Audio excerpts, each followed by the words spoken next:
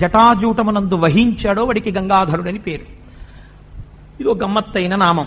ఎందుచేత అసలు రావలసి వచ్చింది అంటే, రామాయణాంతర్గతంగా సగర చక్రవర్తికి కలిగినటువంటి 60,000 మంది కుమారులు కపిల మహర్షికి కలిగినటువంటి ఉద్ధతి చేత భస్మమైపోయారు. అదో గమ్మత్తు. కపిల మహర్షి యుద్ధం చేయలేదు అసలు. తస్య హుంబారమాజ్యాత, ఆయనకు కోపం వచ్చిందంతే. ఒక్కసారి హుంకారం చేశారు అంతే. ఇన్ని 60,000 మంది సగరులు కూడా బూడిదైపోయారు. బూడిదైపోతే పాపం ఆ సగర చక్రవర్తి యొక్క మనవడు ఉన్నాడు, అంశుమంతుడు. ఆయన వచ్చి చూశాడు ఈ బూడిద కుప్పల్ని.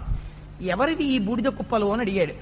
మీ తండ్రులు విరా నాయనా, 60,000 మంది మీ పెదతండ్రులు బూడిదైపోయారు కపిల మహర్షి యొక్క ఆగ్రహానికి అన్నారు.